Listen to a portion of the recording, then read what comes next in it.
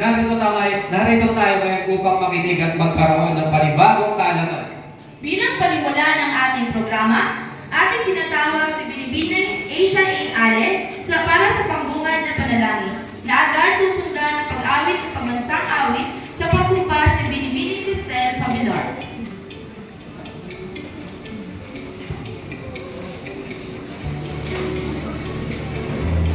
Magsitayo po tayong lahat. Ipikit natin ang ating mga mata at iyuko ang ating mga ulo at damhin ang presensya ng ating Panginoong Jesucristo.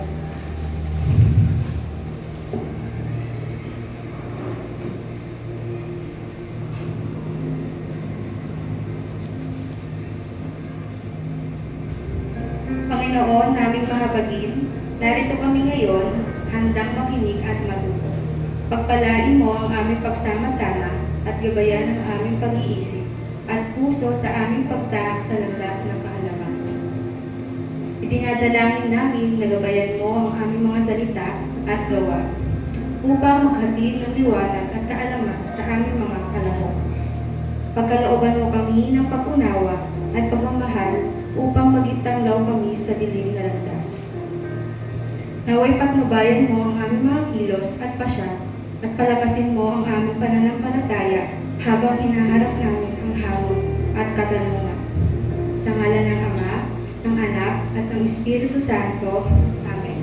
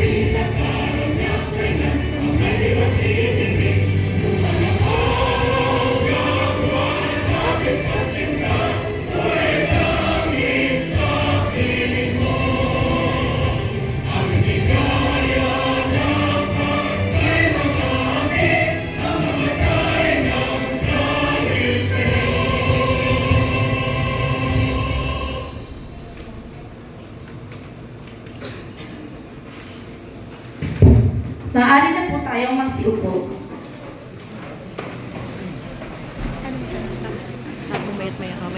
Para bigyan tayo. Alam niyo naman, di ako nagbibigay ng opening remarks kaagad, no? Especially sa seminar. But pinili ko mag-opening remarks today because I will just tell you a short story. Medyo konti lang ito ka. A short story regarding our series of seminar. Today's series of seminar marks the 10th year anniversary of the Project Executive Program. So isang dekada na po siya. Kaya ang ginamit namin term sa aming tarpaulin ay Project Executive Program. Yun po yung tinatawag sa series of seminar talaga. It was coined by a good friend of mine, the previous CEO, John Robert Cachero. No, siya ang CEO namin way back 2014, 2015, academic year 2014 and 2015. He coined the term Project Executive Program, as well as he is the person coined the term from President, ang pasawa natin ang President, Vice President. He is also the one who created the term Chief Executive Officer. Kasi during that time, ang tawag natin sa mga pasawa ay young executives. Because we are aiming, the University of Caloocan City is aiming that the BSOD student will work for executive or someday will become an executive. No? So sabi ni Robert Cachero dream na why not we call ourselves, if we are already on a practice, why not call ourselves as executive already? So kaya pinanganak ang term na Chief Executive Officer, no? Na ngayon ay hawak ni Esmer, no? My heart is filled with joy. Sabi ko nung post ko, no, is full of pride and joy. No, kahit si Robert is no longer with us, he is one of the victim of COVID. Way back 2021, kinuha siya sa akin. Pero to honor my friend, he is also the reason why I am in DSOan. Siya yung nag-iisang taong tinawagan ko during that time. Wala nang course. Parang kayo, wala na kayo na pagpili ang course during that time. Tama ba? Yes, pero look at you now, you are now 4th year. Tapos later on, pipirma na ako ng application for the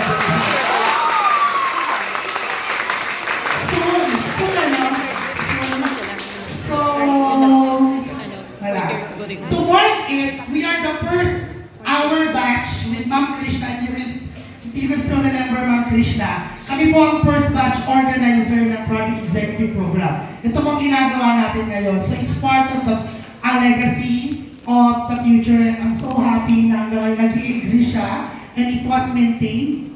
And also, I'm hoping and praying na sana magtuloy-tuloy siya if God will permit and if the university will permit us to continue this journey, because I know it will be very impacting to the students, no? Lalo na in the near future, lalabas na kayo on your graduation sa July. Sinabi ko na, wala tayong student, no?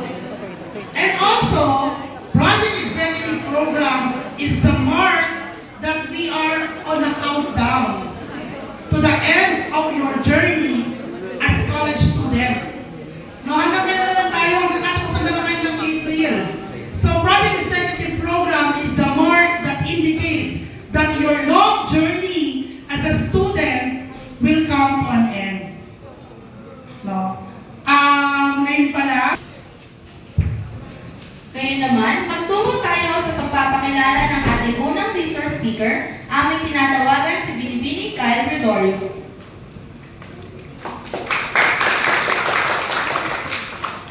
So, good morning for to executives and to our guests. So, it's a great pleasure for me to introduce our first speaker for today, who is going to talk about strategic self-discovery for executive success. So, our speaker is currently working at Ernst & Young, one of the big 4 largest professional services in the world, as a senior accountant coordinator. Her previous work experience includes roles such as account manager at Field Data, managing Microsoft accounts, inside territory account manager at Avaya Philippines, account manager at Betica Technology Corporation, business development officer in Value Line System Solutions, and over her 13 years of corporate experience, mostly in the IT industry, she was a guest speaker in 2020 at UCC for the event titled Project You Know Ya, Honing Better Executives, Enjoying Hardships. So, core leadership of the Young Professional Ministry at Word of Hope Robinson's Navaliches, life group leader, missionary, motivational speaker, and a born-again Christian. Everyone, please welcome Miss May Magdalene L. Oman.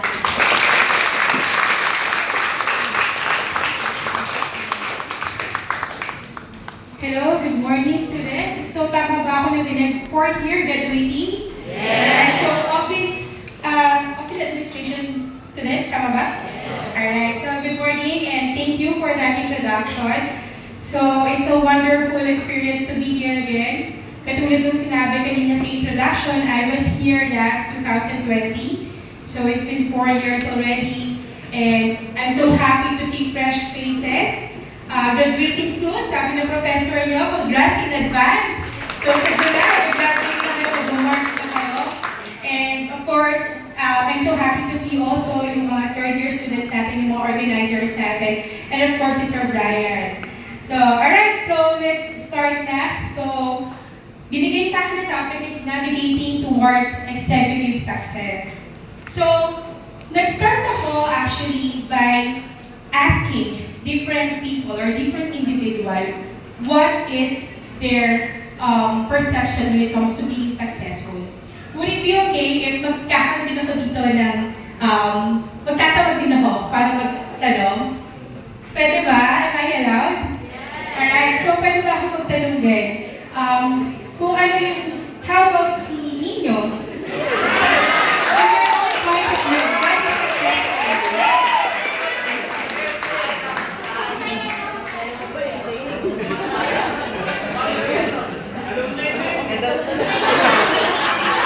Your own perception, ano yung success? Define success. Para sa akin, yung success ko is yung nagagawa ko lang po yung kung ano yung gusto mong gawin, tapos kung gagastos ka na wala kang iniisip na maubos ng ganun gawin. Yun lang ang hasa. Nice. So, ano na, yung wala kang masyadong iniisip or pinaproblema, no? Thank you, Ninyo. Okay pala, no? May name tag tayo para dali lang magtawag. So, sige, next. Tawagin naman natin si Leia.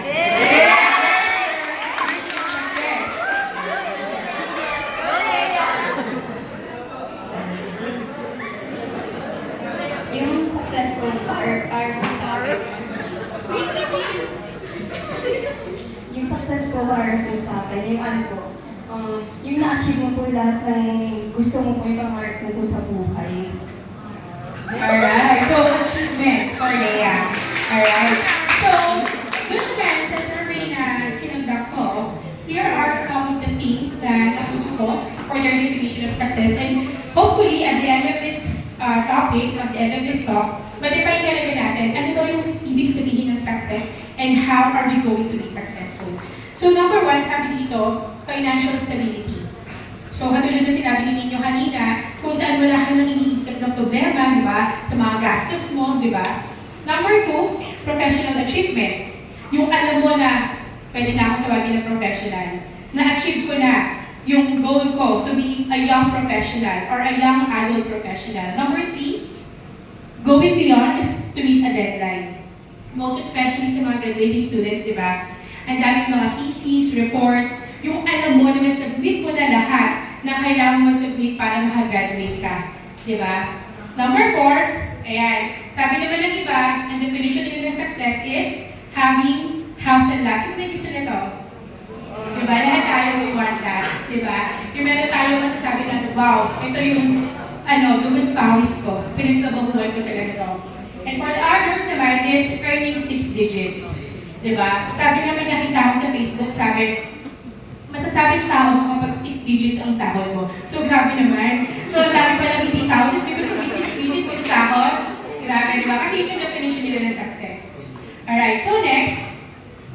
And so these are the formula to success. By the way, guys, bear with me kung I have to pause from time to time. Kasi, inubo ako, so kailangan ko lang mag-pause from time to time. So, formula to success, number one. Sige, pwede ko natin basahin? Know yourself. Alright, we have to know yourself. Sino dito hindi nakakakilala sa sarili nila? Alam niyo ba na marami, sabi nga sa survey, maraming mga estudyante na up until now, even they are already working in the corporate world or graduate already, up until now, they still don't know what they wanted to do. Up until now, they're still wondering and asking, para saan ba talaga ako? Ito ba talaga yung dapat na nilalakaran kong path? Diba? Sino dito nakakaalam ng book na Purpose-Driven Life? Familiar ba? Ayan, may nakita ko nag-test ng kamay. I was reading that book, I think that was 12 years ago. So sabi din sa book na yun, may mga pagkakataon na hindi mo alam about yourself, but people closest to you know that about you. So in order for you to know ano mga gifts and talents na meron ka, you have to ask those friends about you. So ang ginawa ko that time, I texted my friends. Hindi pa uso yung smartphones doon. Pausbong pa lang ang mga smartphones. So uso pa lang doon ang text. So I texted my friends and I asked them, ano sa tingin mo na strength ko? Ano yung sa tingin mo na talent na meron ako? And lahat ng mga sinabi nila, lahat ng mga sinagot nila, kinumpal ko yun and nag-isip ako about it. And then after that, na-realize ko, I didn't know that. Hindi ko alam. Nakikita pala nila yun sa akin. Why? May mga pagkakataon sa buhay natin na hindi natin alam, hindi natin nakikita sa sarili natin, pero people see it about us. Diba? Minsan in denial pa tayo eh. Diba? Kung hindi pa babanggitin sa atin, ganun pala ako. Yung pala yung strength ko.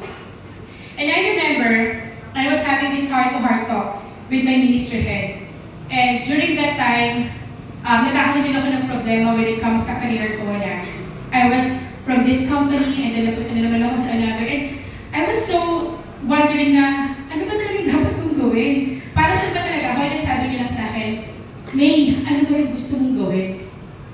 Ano ba yung gusto mo? And then na-realize ko, oo nga, hindi ko pala alam kung ano yung gusto ko. Sabi ko, ate, hindi ko alam. Ano ba talagang gusto ko? Sabi niya, dapat alam mo. And then doon ko na-realize, dapat pala alam natin. So doon lang ako nag-start na mag-prepare at alamin sa sarili ko kung ano yung gusto ko, ano yung mga strengths and weaknesses ko. So importante, most especially sa inyong mga graduating students, and soon, sa mga third year natin, as early as now, you should be preparing na dapat alamin mo. Mag-ready ka na, alamin mo kung ano yung passion mo, saan ka magaling, saan ka part na mahina. Of course, we're not perfect. Hindi naman lahat kaya natin. Diba? Hindi tayo si Superman, hindi tayo si Wonder Woman, na lahat kaya natin gawin. So, kailangan mo i-categorize. Saan ba ako dapat? Sige nga, sabihin mo sa katabi mo, dapat alam mo. Sabihin mo naman sa kabila, dapat kilala mo sarili mo. Alright. Sige. So again, you should know yourself, know your strength, and know your weaknesses. Categorize it. Ask people around you, your family, your friends, kasi sila yung mas nakakakilala sa'yo, more than anyone, mas kilala ka nila. Next po. By the way, pakisend po ako sa minutes. Kung ilang oras na po ako. Baka mag-overtime na pala ako dito. Alright, number 2. Sige, pwede natin basahin yung number 2. Focus on your strength, not on your weakness. Alright, focus on your strength and not on your weakness. May mga pagkakataon na, narinig ko na ba to, na hindi, kaya mo yan. Kailangan mo lang pagtuunan ng pansin. Pero yung bagay na sinasabi niya sa'yo na kaya mo yan is something na hindi mo naman gustong gawin at alam mo na mahina ka dun sa bagay na yun. Diba? Nagkaroon ng research. According sa research ng Gallup organization na ginawa nila, they found that building an employee's strength is a far more effective approach to improving performance than trying to improve weaknesses. Kung baga sinasabi dito na may mga pagkakataon na if ang gagawin mo is you're going to spend so much time improving that weakness na meron ka, yes, mag-i-improve yan. However, yung improvement yan is gonna go to average only. Compared kapag i-improve mo yung strength mo. Which is kapag i-improve mo yung strength mo, mas marami kang magagawa. Mas marami kang ma-achieve. So let's ask someone. Pwede mo natin tawagin si Kyla. Kyla, can you give me one strength and one weakness that you have? Wala. Weakness ko po sa leeg eh.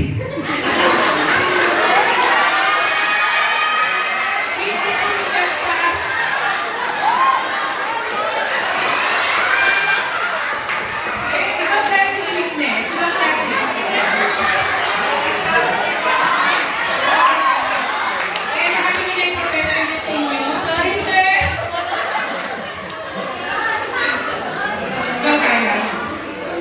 One of my strength and weaknesses, actually, I'm in the stage of progressing myself pa rin po until now. Kasi up until now po, hindi ko pa rin po alam talaga kung saan path ako patungo, ganyan. And then, I'm still improving also my weakness, yung makikipaghalubilo sa mga tao.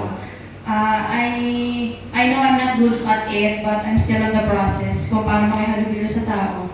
And yung strength ko po, maybe I will apply your suggestion na maybe I will ask my fellow students or fellow friends na kung ano yung bagay na nakikita nila sa akin. Kasi sometimes I didn't see it myself na ganun din pala ako na nakikita ko lang sa sarili ko yung kamalian na ginagawa ko, but hindi po yung mga bagay na kaya ko palang gawin na nakikita ng ibang tao. Yun lang po, thank you. Alright. So, kaya na-define niya kung ano yung weakness na meron siya. Diba? And when it comes to strength, kailangan niya pa alamin through her friends. Diba? So, sabi nila, kapag alam mo na kung ano yung strength mo and you really spend time improving, practicing yung character na yung practice na yun. Or maybe it's something that is your passion. Maaaring passion mo mag-drawing or passion mo makipag-usap sa mga tao. Ako, isa po sa passion ko is really communicating. Engagement with people, relationship building with people in the community. So, hanggang sa lagi ko siyang ginagawa, at masaya ako na ginagawa ko siya. Nagulat na lang ako na parang hindi ko nararamdaman yung burden at all. Because I know that this is my passion. So if you're doing what you are passionate about, if you are making time, investing time in improving those strengths, mas marami ka ma-achieve.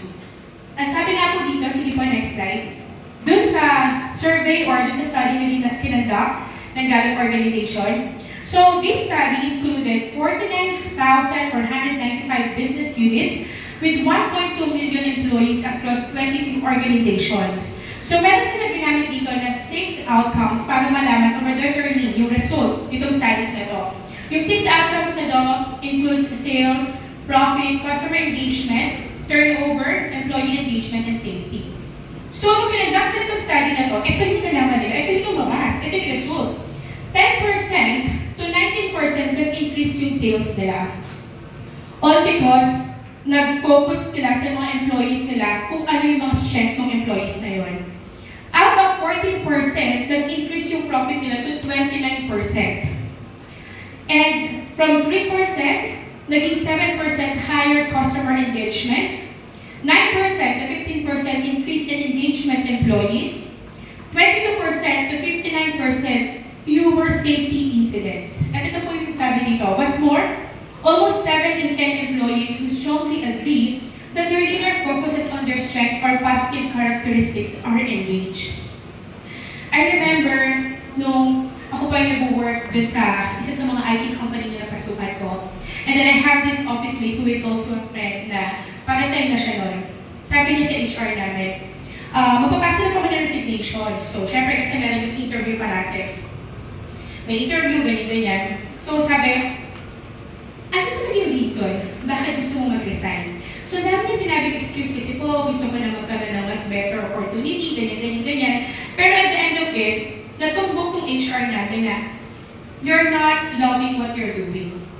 Sabi niya, pumapasok ka lang ba dito sa company because gusto mo lang sumahod? Is it just because of the salary?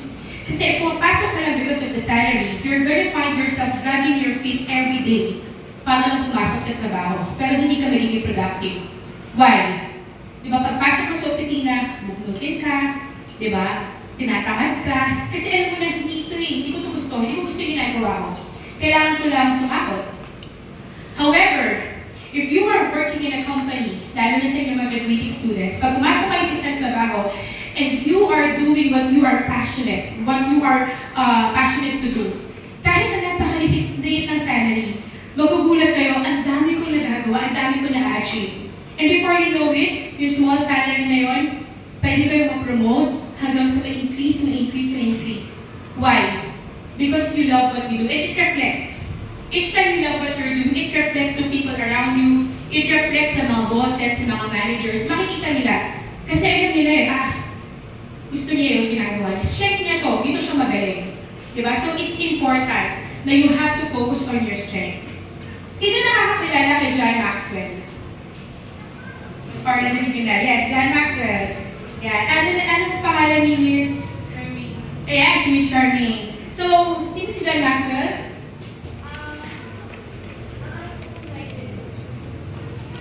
Sorry? Writer. He's a writer. Yes, he's a writer and he's also a great leader. Actually, he's a leaders. He trains a lot of people. And sabi niya, the next slide. Ito yung sabi niya, focusing on weaknesses instead of strength is like having a handful of coins. Na parang itong mga handful of coins na to, few of these coins are gold. And the rest are, sabi dito, they describe as tarnished copper. So yung mga tarnished copper coins, tinatry mo na linisin, pakinisin. But until the end, no matter how long you spend on them, they will never be worth than the gold ones. Kahit anong pakinis ang gawin mo dyan sa mga copper na yan, kahit na luminis at luminis siya, hindi pa rin siya kaparehas ng value ng gold. Tama ba? Why? Kasi yung gold is gold, talagang valuable talaga siya. Hindi niya kayang kapatan yun. Sabi dito, ganyan yung kinampay na. Kaya go with your greatest assets. Don't waste your time. So don't waste your time sa pagpapalinis, pagpapakinis ng mga copper coins. Kung meron ka namang gold coins na plus kaya mo pang i-improve. And the moment na na-improve mo yun, magugulat ka on what you can achieve. People around you will see how good you are on that aspect. So next slide po. Ayan. Don't fear failure and rejection. So sino ba dito gusto na re-reject? Di ba wala? Walang gusto ng rejection. Lalo na sa mga kalalakihan natin, malapit ng Valentine's Day. Di ba?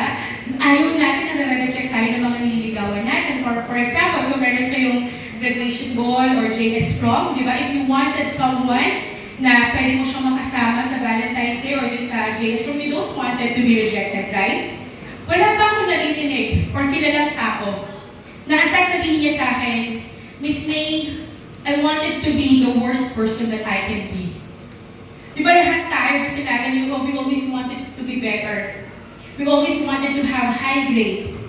We always wanted to makagraduate. And the reason why nandito kayo is because you guys are going to graduate. Right? Wala pa ako narinig na ayoko na maging magkatulad ng trabaho, gusto ko na maging tambay ako forever.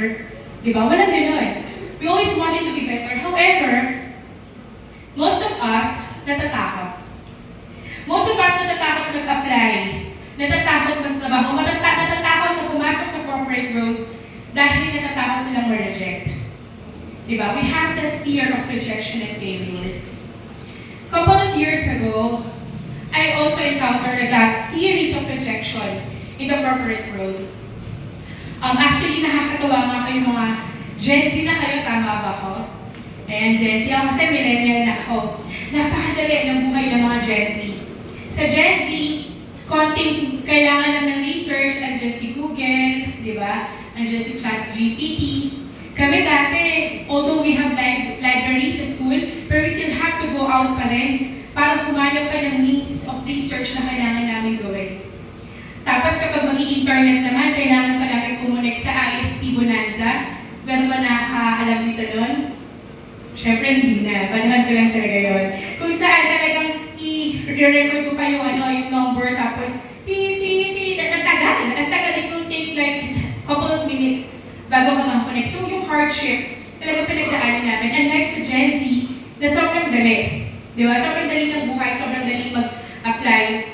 So, way back when I was applying for work, wala pang, hindi pa uso yung Grab, hindi pa uso yung Angkas, Move It. So I have to really go to Makati. Taga-Bagumbong na Baliches po ako. Sobrang layo ng aking bahay. Sino taga-Bagumbong dito? Bagumbong? Saan po sa Bagumbong? Shelterville. Shelterville. Ay, sino pa po? Saan po sa Bagumbong? Sa Hoong, mas malapit na. Chera Nova ako. Di ba sobrang hirap ng, ng transportation? Like, ang tagal bago ka makasakay ng jeep. So, during that time, I have to go to Makati para lang sa interview. Tapos, meron pang time na umabot ng strike, yung strike yung time na yun ng interview ko. And, ang hirap for me kasi hindi ko alam kung paano ako makaka-uwi sa bahay. Buti na lang may dumaan na nagmomotor. Siguro naawa siya kasi ang dami namin na nag-offer siya sa amin. Pero pag uwi ko sa bahay, sabi ko, okay lang yan, it's all worth it. Pero nagulat ako pag open ko ng email ko, hindi ako tanggap for a job. And it was so devastating kasi, syempre, I've been to series of interviews na parang okay lang, sabi ko, last interview na CEO na nag-i-interview sa akin I passed the first, second, and third round. Pero pagdating sa final interview, doon ako sumablay. So sabi ko, Lord, ba't gano'n? Ang hirap naman. So, series of rejection yung nakikita ko sa email ko. Pero alam nyo, despite of those rejections and despite of those failures, nanatili akong impact na sabi ko, time will come. Time will come na magkakaroon ako ng magandang trabaho na mas higher pa yung salary ko from my previous job. And I'm gonna be speaking in front of people about this. Kaya kanina, I was talking to Mika. Si Mika pala, she's one of the students during the time that I was speaking sa ganitong event sa UCC 2020. So, kinakwento ko sa kanya na, grabe, who would have thought na yun pala ang leading ng Lord sa akin. That's why kailangan siya mangyari. So, Kahit ang daming rejections, kahit ang daming failures, sabi ko, hindi ako papayag na hanggang dito lang ako. Why? Because I know that failure is part of growing up. Naniniwala ba kayo doon? Na you will not grow unless you fail. Kailangan mo talaga dumaan sa failure. Sabi mo sa katabi mo, part yan ng buhay. Part yan ng buhay. Huwag natin katakutan yan. Kasi hanggat hindi mo pinagdadaanan ng failure, hanggat hindi mo pinagdadaanan yung mga mistakes, hindi ka matututo. Hindi ka matututo. Diba? It is only that you will grow once you have failed. And next, sabi dito, failure is part of learning. During that time, ang dami kong natutunan din sa series of interview. Naalala ko, nung interview ko, sabi ko, normally naman sa interview, tatanungin lang naman is about yourself. Diba? Tell me about yourself, what is your edge among other applicants? Yan yung mga questions. Why should we hire you? So sabi ko, okay lang yun kasi kaya mong sagutin kasi about myself yun eh. Nagulat ako, mayroong isang question doon na, okay, so tell us something about our company. Gulat ako, sabi ko na, hindi ako prepared ko na. Hindi ko ito na-review. So doon ako sumablay. So the next time naman na nag-apply ako sa isang company, nag-review na ako, binasa ko na sa website nila kung ano yung tungkol sa company nila. So each time na nai-interview ako, ina-apply ko yung mga bagay na natututunan ko kung saan sumablay ako from the past interviews. So importante yung failure because that is where you will going to learn. So sabi mo sa katabi mo, matututo tayo doon. And next, ayan.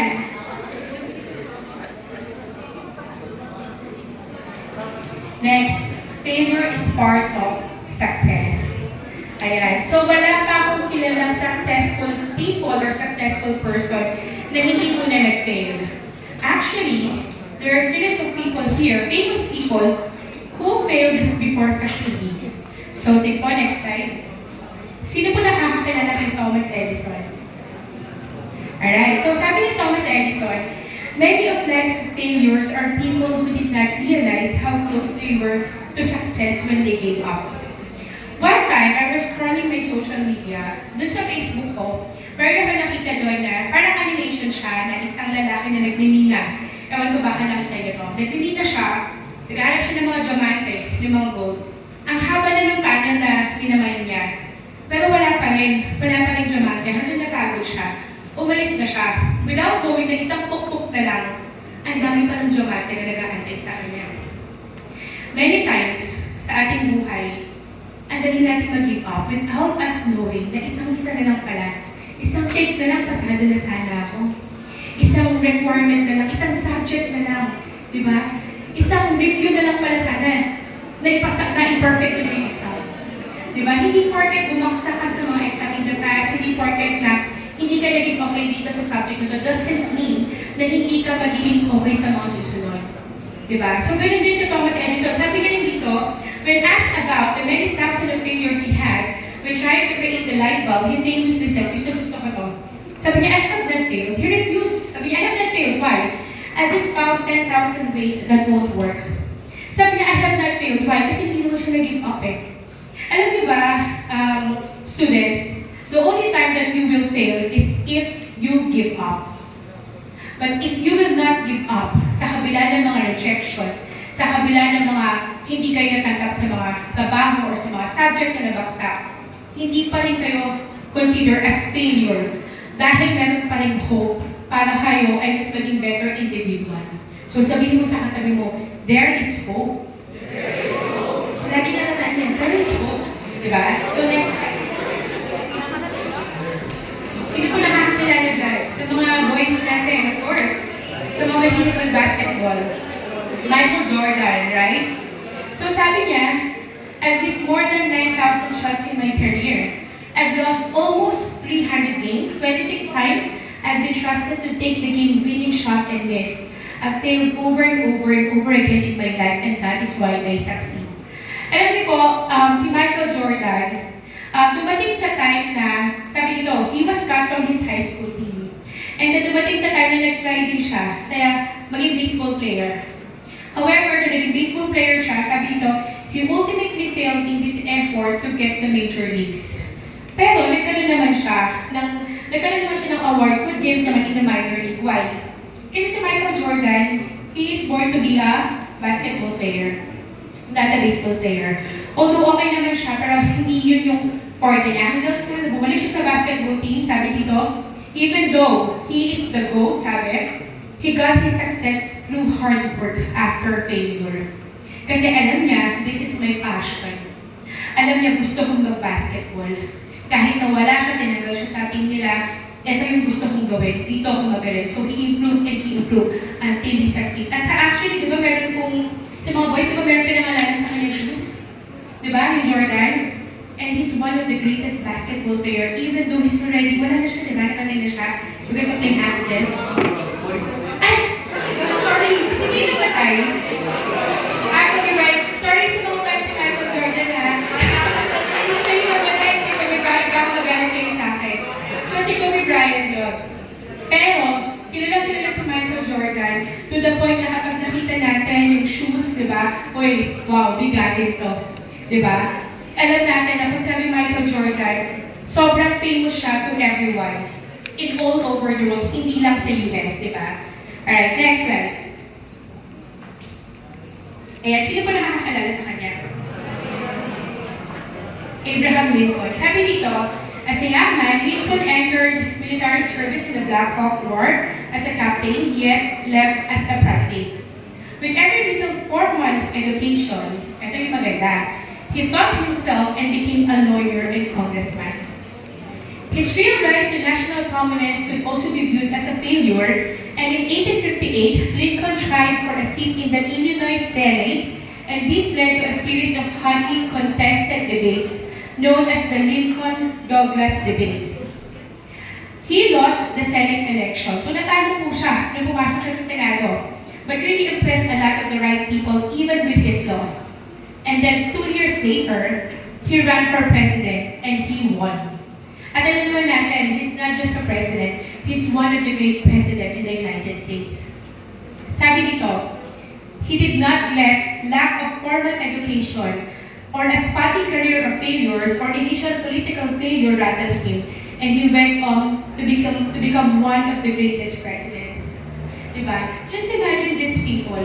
Sa tingin nyo ba, guys, na kapag sila ay nag-fake, kapag sila ay nagpa-discourage doon sa mga failures na yun, magkakaroon ba tayo ng ilaw ngayon? Makikilala ba natin yung names nila?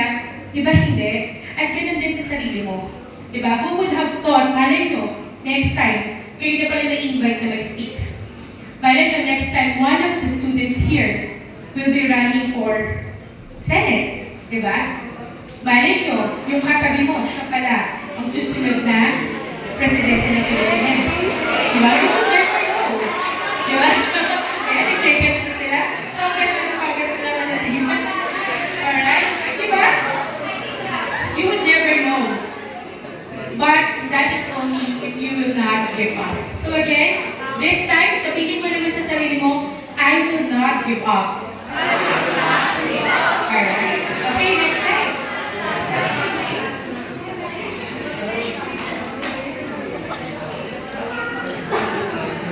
Number 4. It's okay to start small, but you must dream big.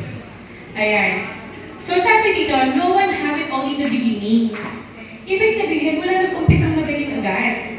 So huwag ka ma-discourage kapag halimbawa pumasok ka na sa corporate, sa trabaho, tapos parang, hindi ko to alam, nahihirapan ako. Lagi magtatandaan na even naman yung mga kasamahan mo, hindi sila pumasok na ang galing-galing kagad nila. It took time for them to know kung paano gawin yung trabaho. It took time for them para gumaling dun sa trabaho na yun. So huwag kang panghihinaan. Little steps can become better steps pagdating ng araw. So huwag mo ibibilitan yung mga bagay na yun. Learn to value how you started and know when it's time to move on to greener and greater pasture. I remember, nung ako ay nag-start pa lang sa corporate, alam niyo ba na I was only earning 12,000 that time, and it's not enough. It's really not enough. So during that time, sabi ko, every time na meron akong salary, nilalagay ko siya sa piece of paper, tapos sinililabelan ko na siya, bibigay ko to kay mama, Ito naman para sa transportation ko, ito naman para sa tiles ko. Nilalagay ko na talaga siya ng label. So, nung time na yun, sabi ko, kulang, hindi talaga siya enough. Pero sabi ko, hindi, kasi gusto ko yung ginagawa ko. At ang kagandahan, yung company na pinagtatrabahuan ko is talagang inaalaw nila kami na ma-explore kung saan kami magaling. Actually, nag-start lang ako as telesales and then naging business development officer ako. And natuto po ako on how to interact with partners, with clients, with suppliers, hanggang sa naging channel officer na ako. At doon ko natutunan kung paano yung mga workaround. So sabi ko, kahit na ang liit lang yung salary, sabi ko, yung experience that I gained is really enough for me to learn a lot of things. So nung dumating yung time na, I think enough na experience na na-gain ko, doon na ako nag-start na mag-apply sa susunod na trabaho. And every time na ako ay nag-a-apply, I refuse to settle for less. Lagi kong sabi, hindi ako papayag na yung susunod kong trabaho will be lower than the salary from my previous job. Why? Because I know that I already gained experience. Maaaring nag-start ako doing small things.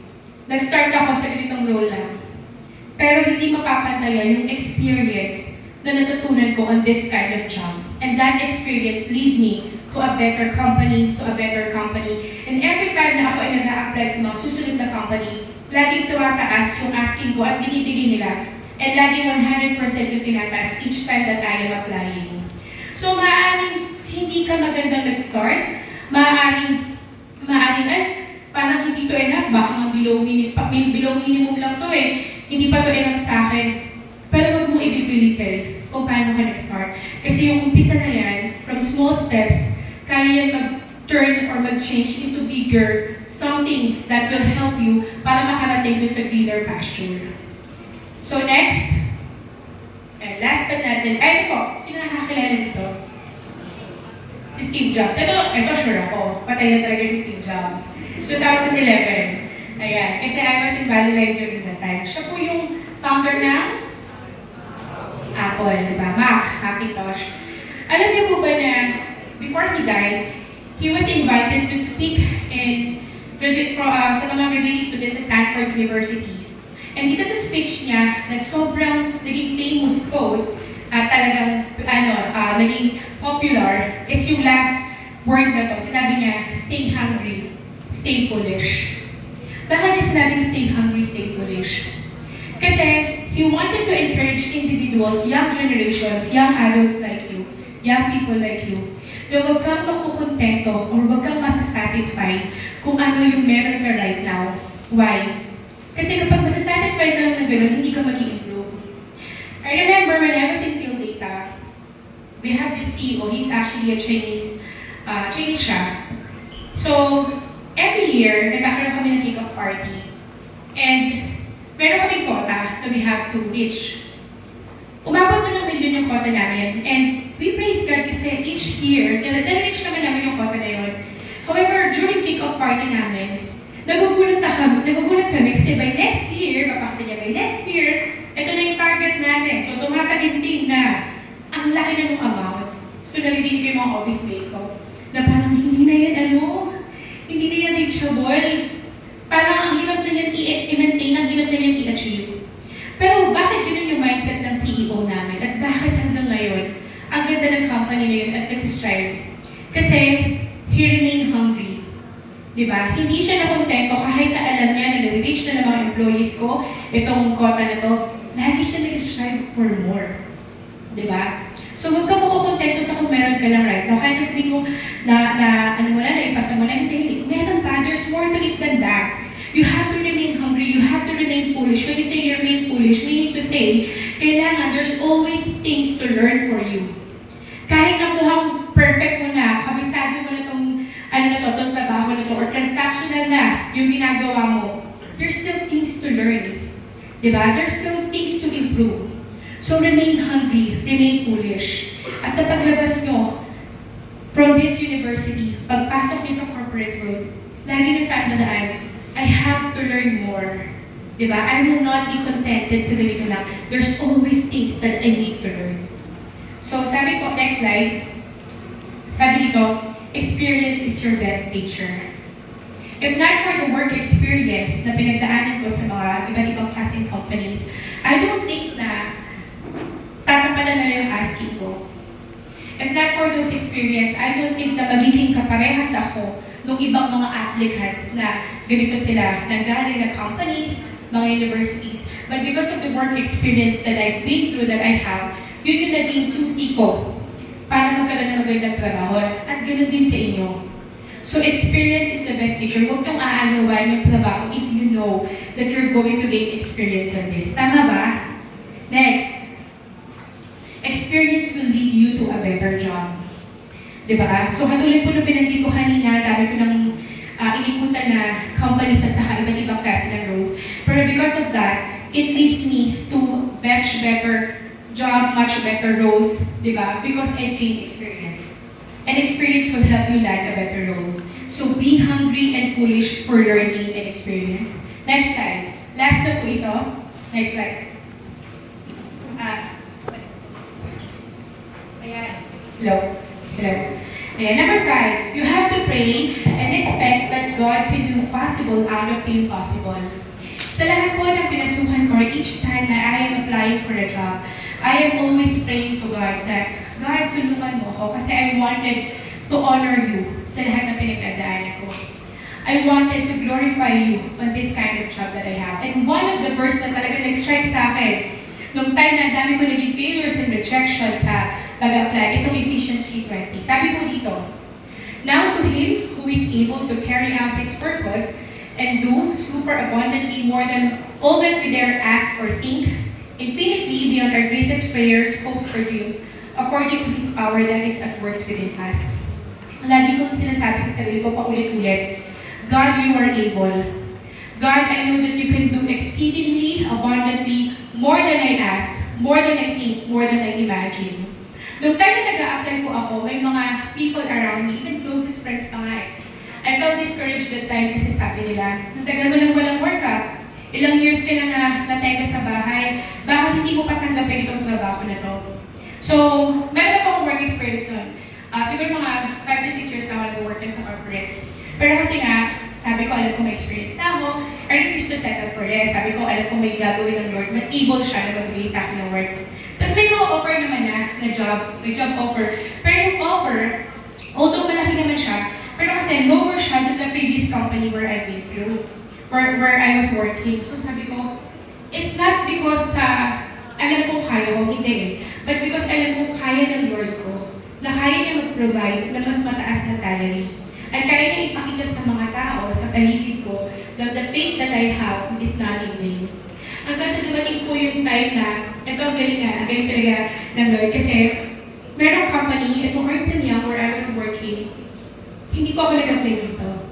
They just saw my profile in LinkedIn. And they contacted me.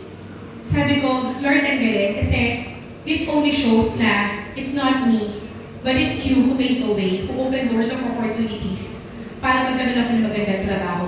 So pinanghawakan ko itong verse na to at sabi ko, Lord, in all the things that I do, may you be glorified at alam kong able ka.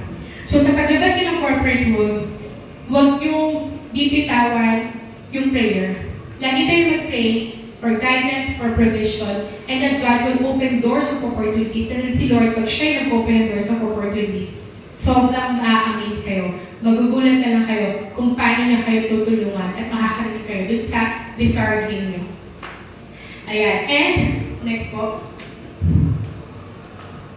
Ayan. And to define success. Ayan. So, we have talked about that before we like everything. We even asked some people kung ano ba yung success para sa kanila. But this is the real definition of success.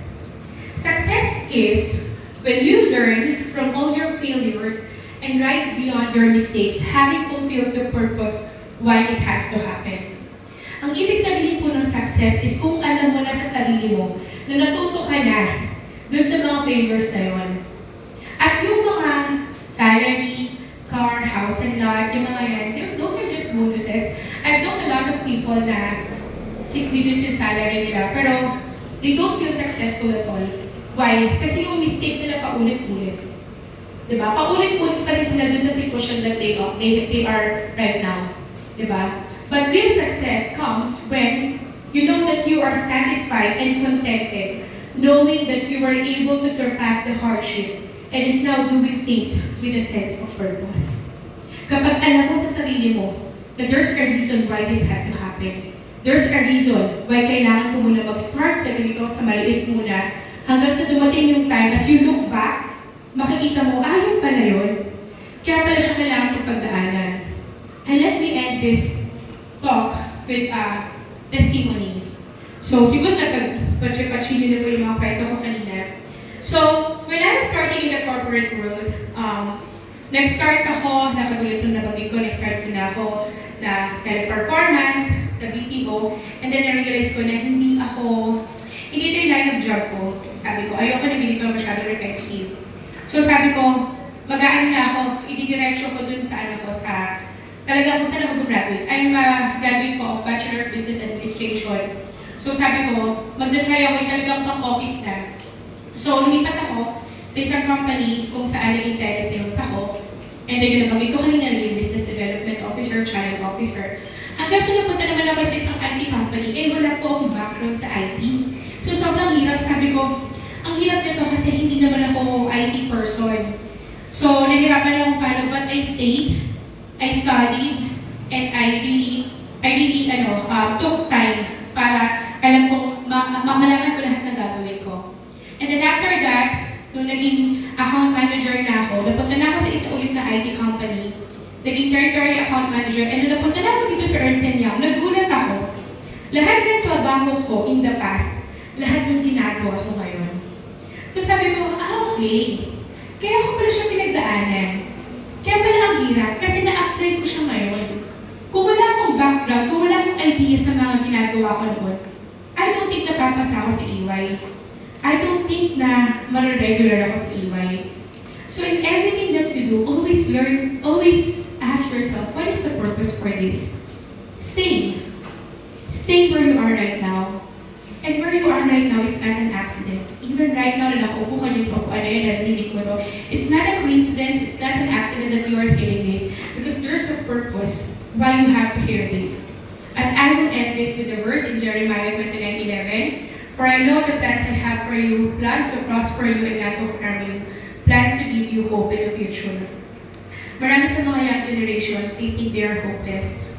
They think na walang future na nag-aantay sa akin. Pero si God, He has a purpose for you.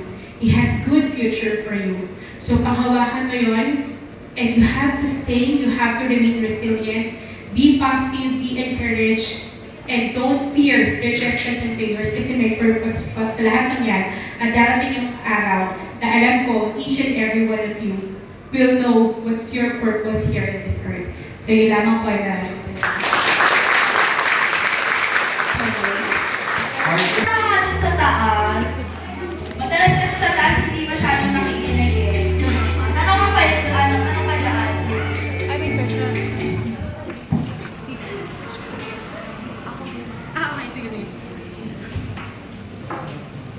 Parang bet ko magtanong dito sa part na to. Sige, partner. Section C. Ano nga ba ang natutunan dito sa ating seminar? Carl? Sinabi ni Ma'am na isang bagay or sa profession mo or sa kung anong balak mo sa buhay mo, hindi yun yung katapusan. Kasi yun yung start na gagawa ka ng paraan para mag-grow ka. Yan. Thank you so much po. Ano ka pa isa? Dito naman banda. Ano ka dito? Parang bet ko dito sa bandang gitna. No? Dito ba? Ano ang pangalan? Raymond pa. Ikaw naman po, ano pong natutunan mo sa mga sinabi ni Ma'am May kanina? Failure is the best.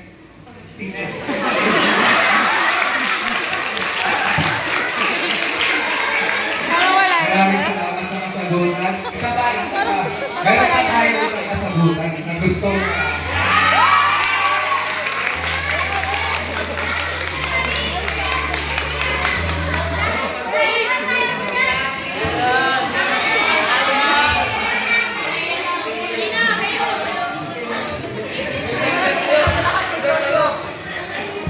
Mukhang nahihiya talaga. Kailangan natin ng call a friend.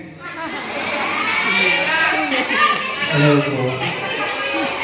Natutunan ko.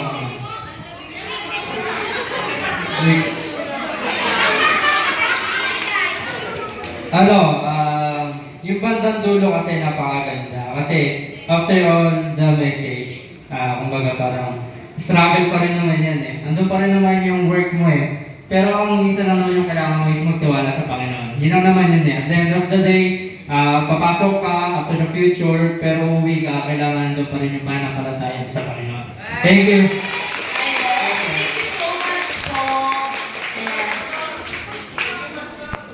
Ang nagbahagi ng kanyang kaalaman. Dadako naman tayo sa awarding of certificate at photo opportunity. Tinatawag po namin si Ginoong Brian R. Ramirez. Tinatawag po namin si Ginoong Lorenzo.